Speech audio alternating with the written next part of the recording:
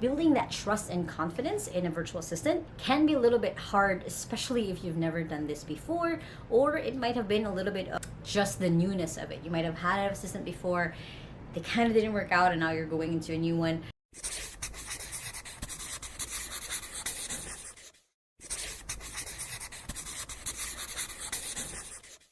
Hey there, welcome back to my YouTube channel. Now my goals at this video is to show you how you can build your own confidence with your virtual assistant, essentially how to trust your assistant a little bit more. Now, if this is your first time on my channel, my name is Lai Lacaba. I've been working from home since I was 15 years old and now run my own virtual assistant company here in the Philippines. And I post videos every Sunday and Thursday on how to work from home and how to have a business from home. So make sure to hit subscribe button right there so you don't miss any of my videos. Now, if you've just hired a virtual assistant or you're still at the edge in choosing one, or you maybe have had one for a while, building that trust and confidence in a virtual assistant can be a little bit hard, especially if you've never done this before, or it might have been a little bit of just the newness of it. You might have had an assistant before, they kind of didn't work out, and now you're going into a new one. How do you build that trust and confidence with them? And I'm going to walk you guys step by step on that process, on what that would look like for you and your assistant.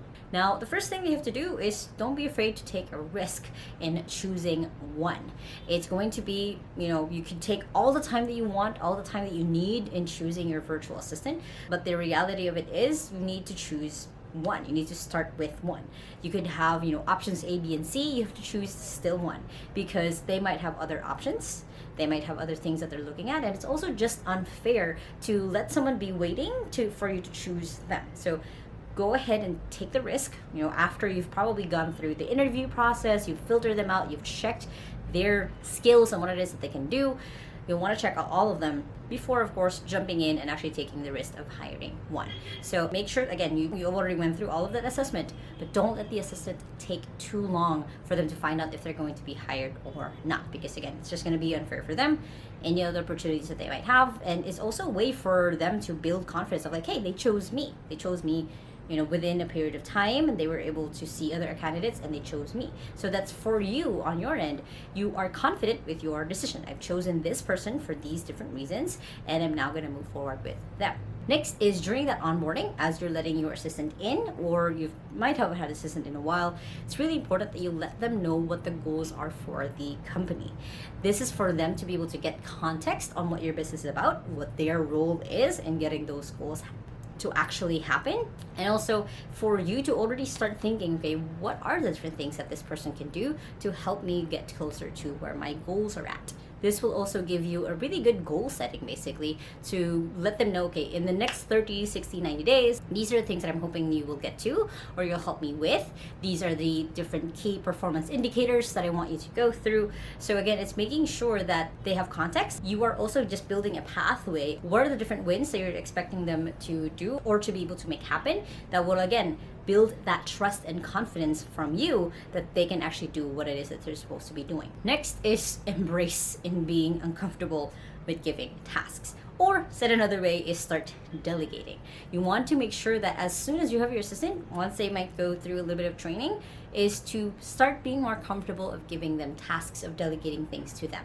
Again, this is all part of kind of that taking a risk of hiring someone for your company, of someone else doing the tasks that you would normally do. So start building up that, okay, if I pick up my WhatsApp, I have this special place that I can put tasks that my assistant will receive, or use Otter, or using like the Todoist app, or whatever that looks like.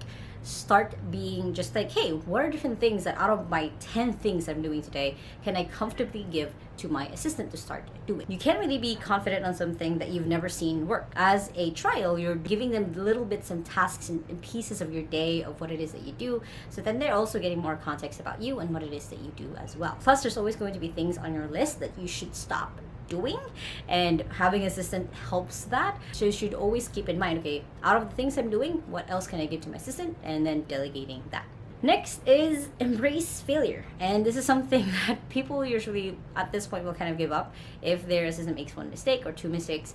As long as it's not continuously repeated mistakes, like it's not the same mistake over and over again, and then you see the progress that your assistant is making, that's okay. That's a good sign. If they're making mistakes, they're doing things out of their comfort zone, they're doing things out of maybe even what you instructed because they think that something else could be done better.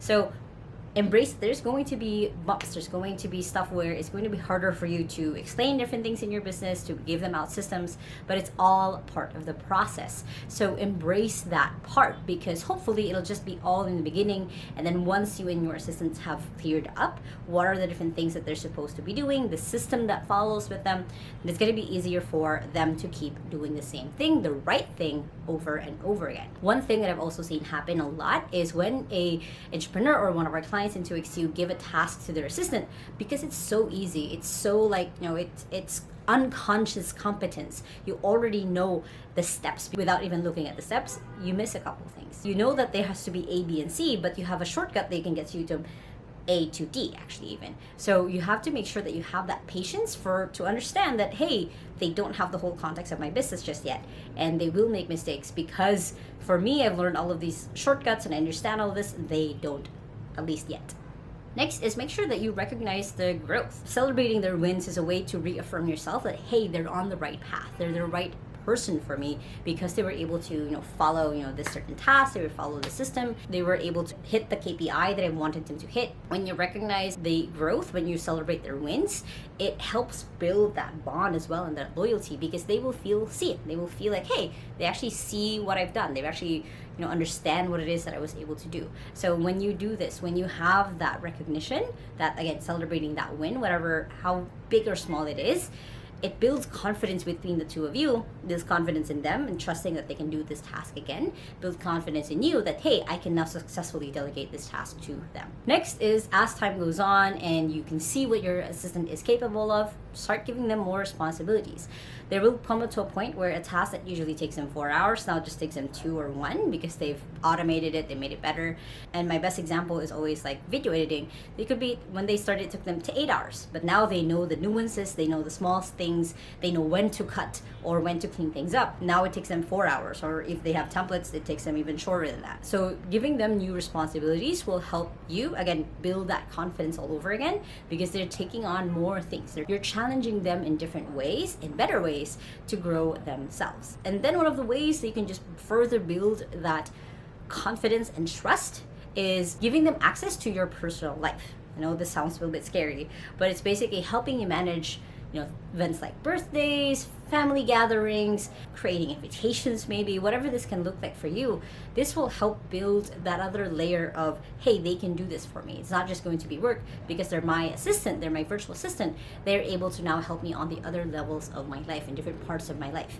Because the more context that your assistant will get about you, the easier it is going to be for them to be able to piece different things together, to know which projects to prioritize, even when you're not there. And that's eventually the goal, is for them to be able to do things without you there, because you're now confident and you trust them to be able to do the thing right. Now, one of the biggest things that you can do to help build your confidence and trust in your virtual assistant is to have them create documentation for your business. This is the ultimate test to see if they understand fully what the tasks and responsibilities are that they're doing. So having them create a standard operating procedure on how to clean up your emails or how to respond to clients, and having them create templates. So it's them creating now, not just fixing or following what it is that you want them to do, but now creating things, and you checking that, and you're seeing that, oh, they understand it, they see it, they understand what it is that I mean. Again, this is the ultimate test where you can see if they've actually really understood what it is that you need them to do. Now, building trust and confidence does take time, and it will take time, and there's going to be probably a time where it a little bit is a struggle to be able to trust them.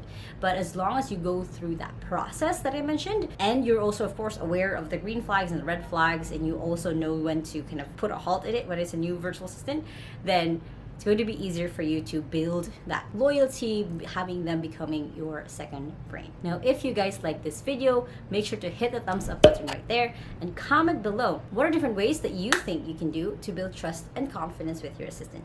And if you still haven't yet, make sure to hit the subscribe button right there so you don't miss any of our videos every Sunday and Thursday on how to work from home and how to run business from home, which you guys can check out those two playlists right here and the latest video right here.